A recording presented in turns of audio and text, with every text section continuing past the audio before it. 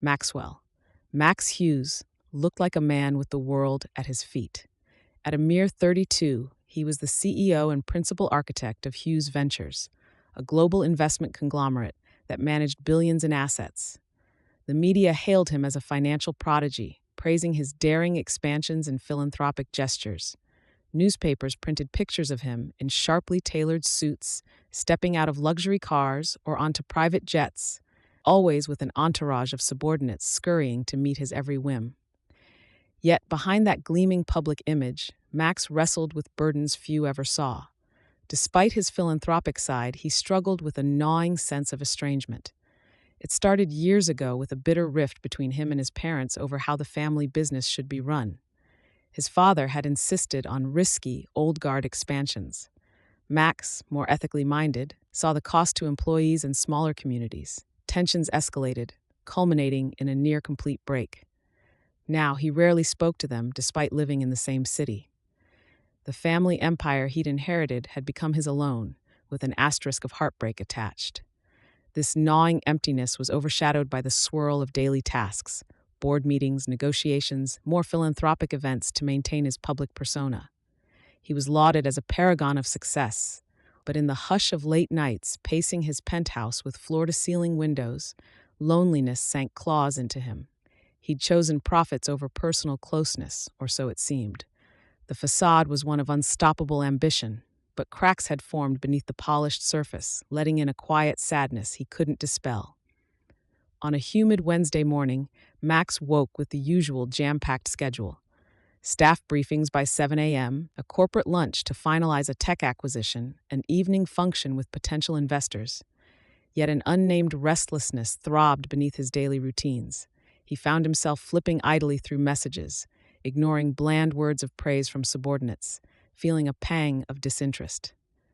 By noon, half his tasks were done, yet something told him he needed out. A break from the suits, the stiff offices, the unrelenting hum of deals. So in a rare moment of impulsivity, he slipped away from the high-rise downtown offices of Hughes Ventures, telling his assistant he'd handle the day's afternoon errands personally. "I'll pick up some groceries for dinner," he announced, startling the staff. "No deliveries, I want to do it myself." No one argued. He was the boss, after all. So he left behind his usual chauffeured car, quietly stepping into a modest sedan from the company fleet, and drove across town. A voice inside whispered that maybe, by re-engaging with the basics of everyday life, like buying produce in a small store, he might rediscover something he'd lost in the swirl of fame and fortune. That's how Max ended up in a modest neighborhood of Layton City. He parked outside a small grocery store with a chipped sign that read Barton's Market, flanked by potted plants near the entrance. Faded posters of local events clung to the windows, giving the place a cozy vibe.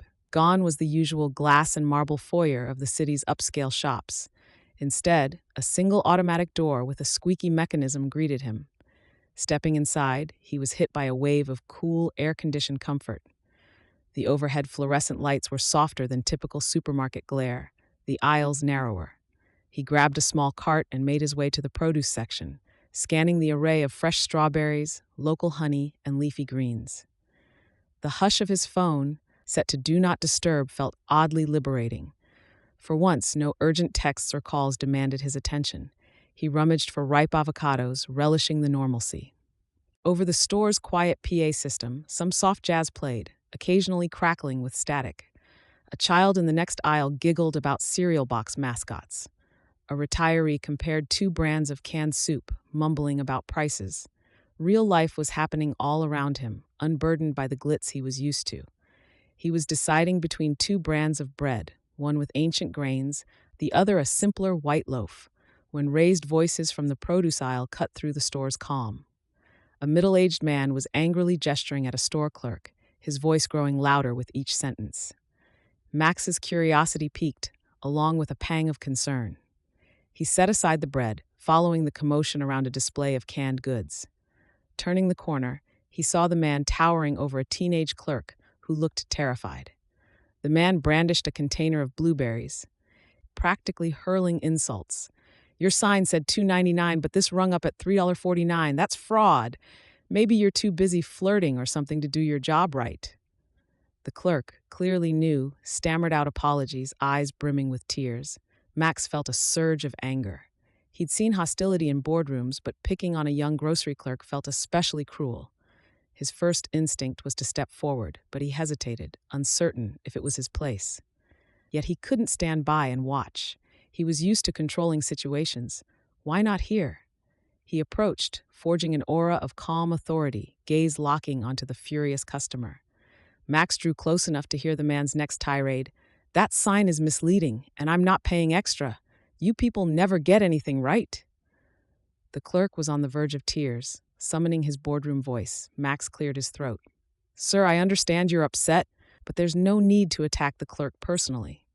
He stepped between them, squaring his shoulders. The man turned, startled by the confident intrusion. "Who are you?" the man demanded, hostility glinting in his eyes. "This is none of your business." Calmly, Max responded, "I'm a customer who believes in treating employees with basic decency. If the sign is wrong, it can be corrected, but let's not bully a teenager." His tone remained even, but a hint of unwavering authority coated his words. The man seemed momentarily taken aback, confronted by Max's quiet confidence. The clerk exhaled shakily, relief flickering in his gaze, but the confrontation escalated as the man spat. "You think you own the place? Don't tell me how to talk. This is false advertising." Before Max could respond, a new presence joined them, Kaylee Miller, wearing a store apron with a maroon Barton's Market patch. She inserted herself squarely between the man and the trembling clerk, her voice firm. "Sir, I'm the shift lead. I'll personally fix this. Let's keep the volume down, okay?" The furious customer pivoted his anger toward Kaylee. "Your staff is incompetent. That sign said $2.99, then it scanned at $3.49. You better fix it right now, or I'll report you to corporate." He jabbed the container of blueberries menacingly in Kaylee's direction. She remained unflinching, though tension radiated in her posture. "I understand you're frustrated," she said clearly. "We'll absolutely correct the sign and adjust your price at checkout. But please, our clerk is new and doesn't set these prices. Yelling won't solve anything." Max watched, impressed by the unwavering calm in her eyes, the same calm that the clerk lacked, the same posture of quiet determination that had grounded him moments earlier. He realized she was effectively tackling the confrontation. In that flash, he recognized her as the real hero, but he stood ready to back her up. The man sneered. "Seems like all you do is hire incompetent kids. You better not charge me a cent more than $2.99. He threw a scornful look at the clerk, who shrank behind Kaylee. Then, with a final huff, he spun on his heel and stomped toward the registers, container in hand. Kaylee exhaled slowly, turning to the shaking clerk. "You okay, Jordan? It's all right. We'll correct the signage." The clerk nodded, tears brimming. "Thank you, Kaylee," he muttered. She patted his shoulder, urging him to take a short break if needed. Once the crisis seemed diffused, she turned to Max, meeting his gaze. For a moment, he thought he glimpsed a hint of gratitude or relief. "Thanks for stepping in," she said softly, adjusting her apron. He was out of line. Max nodded, letting tension ease from his own posture. He was harassing that kid for no reason. "You handled it well." Her lips curved into a small grin. "I do what I can to keep this place civil." An unspoken understanding passed between them. Both had intervened in different ways, forging a tenuous alliance in the face of the man's bullying.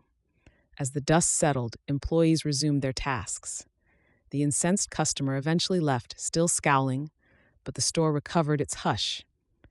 Kaylee led the trembling clerk to the back for a short rest, then returned to the produce aisle to recheck signs. Max found himself drifting near the bananas, waiting as if wanting to ensure she was genuinely okay. When Kaylee looked up and saw him loitering, she offered a crooked smile. "Need help picking fruit?" He gave a half laugh. "I guess I might. I have no clue how to choose the best bananas." She snorted softly, rolling her eyes in playful exasperation. "Here, let me show you." She sorted through the bunches, explaining the differences in ripeness. He watched, fully aware he didn't truly need the lesson, but enjoying the easy rapport. Rising from her crouch, she smoothed her apron, then paused. "You sure you're not the store manager or something?" she teased, referencing how he'd jumped in to defend the clerk. "You handle confrontation like a pro," he shrugged. I guess I'm used to mediating arguments, though normally in boardrooms, not produce aisles. The inadvertent mention of boardrooms threatened to reveal more about his high-powered life than he'd intended, but for once he didn't mind. Something about Kaylee's presence felt safe, even if she was a stranger. She studied him a second, curiosity flickering. Boardrooms, huh? You some hotshot negotiator? He grinned, dodging. You could say I've had my share of big personalities to deal with, but you're the real star. You diffused that meltdown without breaking a sweat. Her cheeks tinted. Hardly. I just know how to handle rude customers. This store is basically my second home. She paused, a flicker of embarrassment crossing her features. Anyway, sorry you had to see all that. He gave a dismissive wave. Don't apologize. I'm glad I could help, even if only a little. In the hush that followed, they realized the synergy in their brief collaboration. She was the caretaker of the store's peace. He was the unassuming ally. They parted with an exchange of small smiles. He approached the checkout lane, groceries in tow, feeling a swirl of renewed energy. For reasons he couldn't pin down, defending that teenage clerk felt more fulfilling than finalizing $1 million deal. That evening, Max returned to his sprawling penthouse perched high above Layton City. Usually, stepping onto the heated marble floors, seeing the city lights from his panoramic windows brought a sense of pride. Tonight, it felt strangely hollow. The suite was ready for a small gathering of business associates, a typical round of subtle negotiations disguised as friendly dinner. But as he donned an immaculate suit and tie, images of Kaylee's unwavering stance in the grocery store replayed in his mind. The memory of how she shielded a vulnerable clerk from an out-of-control customer contrasted sharply with the superficial niceties he was about to engage in. During the dinner, high-level bankers and a few upper executives from international markets hovered around a lavish table. They clinked glasses of vintage wine, spouted polite nothings about synergy and expansions. Max responded with his usual poised charm, but inwardly felt disconnected, as though he were playing a role in a well-worn script. As the night progressed, one of the bankers lauded Max's philanthropic foundation, praising his generosity. He forced a gracious smile, acknowledging it's a cornerstone of Hughes Ventures. Inside, he recalled how real generosity looked in Kaylee. No cameras, no tax write-offs, just direct compassion for that frightened clerk. Something about that authenticity tugged at him, overshadowing the typical dinner chatter. When the guests finally departed, Max lingered in the quiet of his living room, glancing at the city skyline. He felt the old restlessness swirl, the same sense of hollowness that had plagued him for months. The difference was, this time, he saw a path out, illuminated by a memory of a grocery store confrontation. Kaylee's quiet bravery, her unselfish care. He recognized it as something pure, unencumbered by ego or advantage. He found himself rummaging for a casual phone, typically used for personal matters. No urgent messages. A pang of longing shot through him. He realized he wanted to see her again, to talk more. The notion unsettled him. Why was a mere store manager or shift lead occupying his thoughts so strongly? But if Max was honest with himself, it was less about status, more about human connection. Something about her made him want to step from behind the bulletproof glass of wealth. That night, he paced his penthouse, eyes roving from the city's glitter to the hush of dark corners in his lavish suite. He needed a new conversation, a new sense of belonging. Kaylee's face drifted into his mind again and again. 2 days later, after a morning of back-to-back board calls, Max found himself in a swirl of phone calls about a potential overseas acquisition.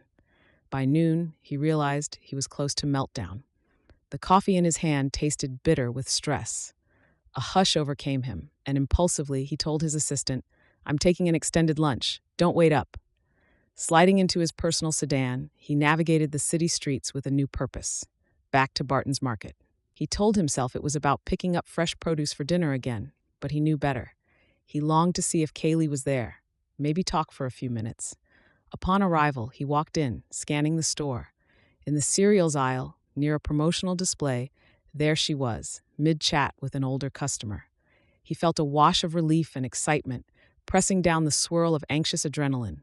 She noticed him, eyebrows arching slightly in amusement. "You again?" Did you devour all that produce already? He chuckled.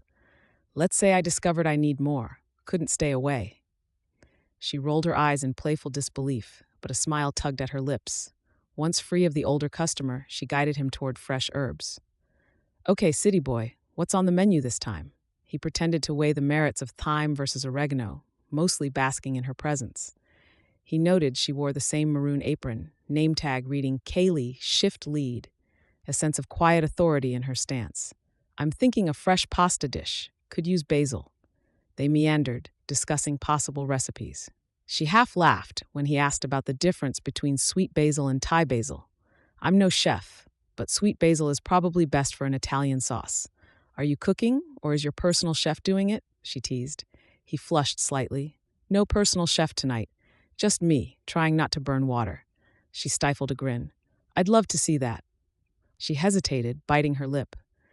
Actually, if you need a cooking partner, I could swing by after my shift, show you how not to ruin basil. She said it lightly, as though uncertain if the invitation would be well received. His heart pounded, excitement stirring. That would be great, if you're up for it. I promise not to enslave you in the kitchen. Her eyes sparkled. Fair enough, I'll bring an emergency fire extinguisher. They set a time, 8 p.m., after she closed her shift. The subtle flicker in her gaze suggested she was as curious about him as he was about her. When he left the store, arms loaded with basil, tomatoes, fresh bread, he felt a surge of boyish excitement. This wasn't a typical business dinner. This was personal, uncharted. That evening, Kaylee arrived at Max's penthouse on the 40-something floor. She wore a casual sundress, hair pinned up, carrying a small tote with random ingredients. Max greeted her at his door, trying to quell the flutter of nerves. He'd had few women in his personal domain, fewer still from such an unpretentious background. She stepped inside, eyes widening at the sweeping city panorama beyond the floor-to-ceiling windows. Wow, she breathed. I knew you were well off, but this place is beyond. He offered an apologetic half-smile. I hope it doesn't intimidate you. I rarely entertain here. She shook her head, expression one of mild awe but also acceptance. It's breathtaking. But let's see if you have a functional kitchen. She teased, heading into the open-concept gourmet kitchen. Gleaming marble counters, a top-of-the-line range, and shelves of rarely used cookware. She whistled. This is more advanced than the store's break room.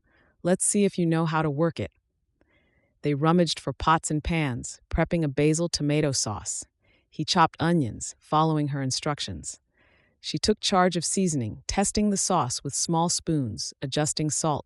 They chatted about random childhood memories, he about tinkering with early investment plans at 15, she about doodling fish patterns in all her school notebooks.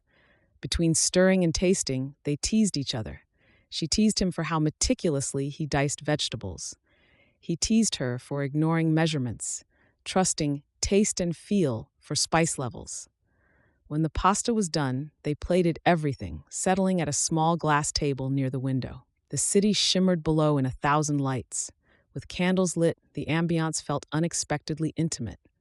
She sipped a glass of wine he'd selected, complimenting the sauce's flavor. He tried the dish, raising eyebrows in mild surprise that it wasn't half bad. As they ate, conversation turned deeper.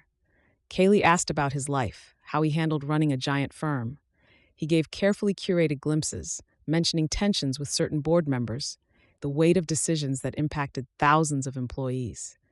She listened attentively. No trace of starry-eyed fascination over his wealth, just a heartfelt desire to understand him. In turn, he asked about her dreams. She mentioned wanting to return to college for a social work degree. I see so many people struggle daily, like that clerk who got yelled at. I want to help on a bigger scale, not just manage crises in a store. He admired her compassion. I can see you leading a community center or something. If you ever need help with that. He caught himself, aware that offering to fund her entire future might be too heavy-handed. Instead, he said, I have resources if you want connections or references, but only if you're comfortable. Her gaze softened. I appreciate that. I'm proud, though. I want to stand on my own feet as much as possible. He nodded, respecting her stance. They finished the meal, each glimpsing the synergy of their worlds melding. Then, as they carried plates to the sink, she paused, wiping her hands on a dish towel. "Thank you for trusting me enough to let me into your world tonight." His chest constricted with a rush of warmth. "No, thank you. I can't remember the last time I cooked with someone for the simple joy of it." They shared a lingering look, something unspoken flickering in the air. In that hush, the distance between wealthy CEO and store shift lead dissolved further, overshadowed by the genuineness in their hearts. In the days following their cooking adventure, an undeniable closeness formed. They texted more often, sometimes sharing comedic glimpses of their daily chaos. He dealing with a meltdown in a European market, she juggling a short-staffed shift at the store. They discovered a shared sense of humor about life's unpredictability. He found himself working more efficiently, refusing unnecessary late-night calls, all to free time for an occasional dinner with Kaylee or a casual mid-afternoon coffee break.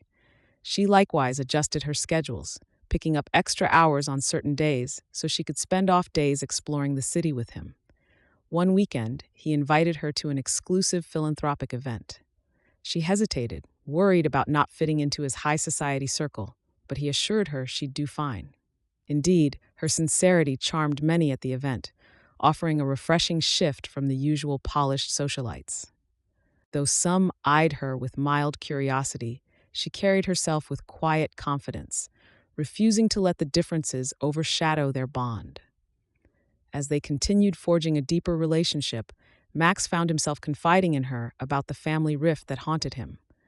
They sat in his penthouse library, a cozy nook with shelves of finance and philosophy books, a warm fire crackling in the hearth. He spoke haltingly of how his father once guided him in the art of business, only to break ties when Max championed more ethical, employee-friendly expansions that his father deemed naive. Kaylee listened, heartbreak in her eyes at the vulnerability he rarely showed others. "That must have hurt," she said quietly, resting a hand on his. He nodded, voice thick. "It did, still does. I built everything alone after that, but I can't shake the emptiness of losing that paternal bond. I wonder sometimes if I substituted business success for personal belonging." Her gaze flicked with compassion. "Families are complicated, but maybe there's still time to mend it if both sides are open." He swallowed, uncertain. The anger and pride from both sides felt insurmountable. Yet, her unwavering support ignited a faint hope. They shared an embrace in the quiet library, the city's lights twinkling beyond the windows.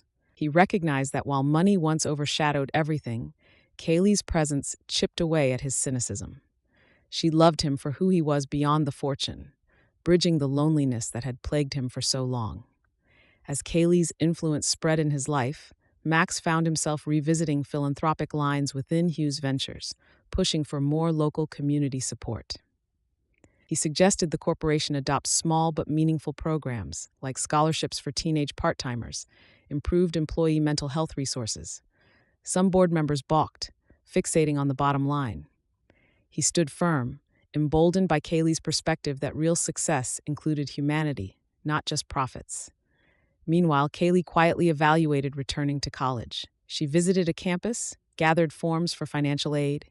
She sometimes felt overwhelmed balancing work shifts, her budding relationship with Max, and the looming possibility of academic pressure. But each time doubt struck, Max was there, offering reassurance or a listening ear. Their synergy blossomed. He found a sense of moral clarity, she found fresh confidence. The memory of how they'd first truly connected, his stepping in to defend a clerk, her fearless confrontation, reminded them both that they were allies in a bigger quest for empathy in a sometimes harsh world. One afternoon, they strolled back to Barton's Market together. Kaylee wanted to introduce him to a new assistant manager she'd helped train. Inside, a wave of nostalgia washed over them. The same produce aisle, the same hum of store freezers. Jordan, the teenage clerk, recognized Max and offered a shy wave, grateful for how Max had stuck up for him that fateful day. Kaylee grinned, remembering the confrontation that set everything in motion. "You realize, if that rude customer hadn't shown up, we might never have spoken more than a polite hello." He nodded, wrapping an arm around her shoulders. "And if you hadn't stood up for Jordan so resolutely, I might not have found my courage to intervene." They shared a soft laugh, acknowledging the improbable chain of events that led them here. Two hearts bridging differences to find an unexpected love. Encouraged by Kaylee's unwavering faith in the potential for reconciliation, Max tentatively reached out to his father. He wrote a short letter acknowledging past mistakes, offering an olive branch if his father was willing. For weeks, no reply came. The silence stung. Kaylee supported him, reminding him that healing took time, urging him not to bury his disappointment in more corporate expansions. Her gentle presence helped him realize that even if his father never responded, he'd done his part. She teased, "Maybe we should invest in a farm stand or open a community design studio," half joking about new philanthropic expansions. He half laughed, half considered the idea with more seriousness than expected. One day, Kaylee found him pacing in his penthouse study, reading a letter that had arrived from his father's estate. It was brief, acknowledging receiving Max's letter, hinting at possible further discussion. The tone was guarded, but not outright dismissive. A spark of hope lit Max's eyes, though he tempered it with caution. Kaylee read the lines, tears brimming with happiness for him.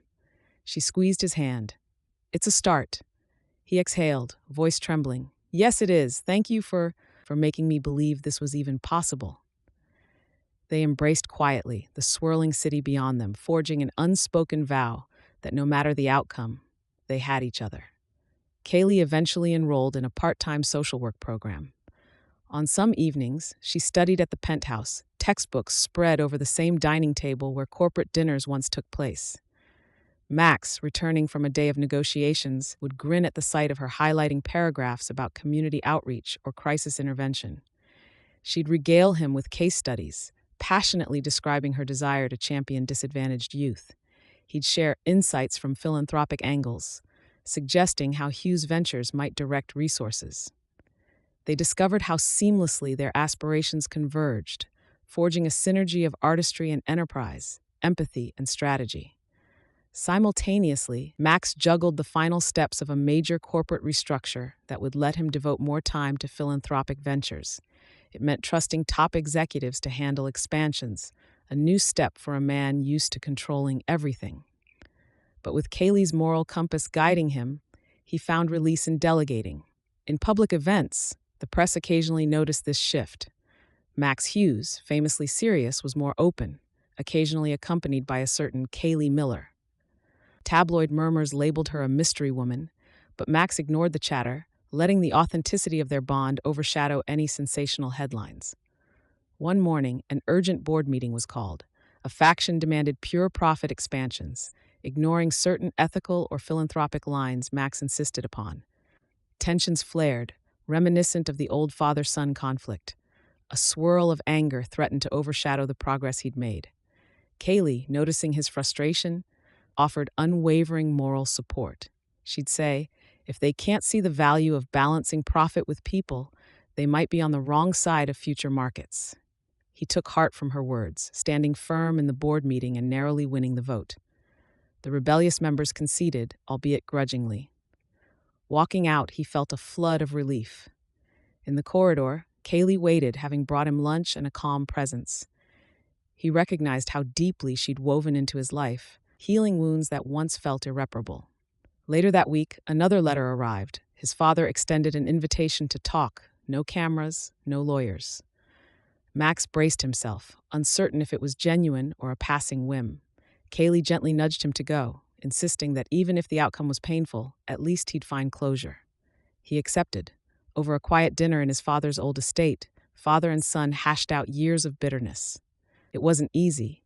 Accusations and regrets hung in the air, but by evening's end, they reached a fragile understanding. The father expressed cautious pride in Max's philanthropic expansions, acknowledging that maybe the old ways weren't always best.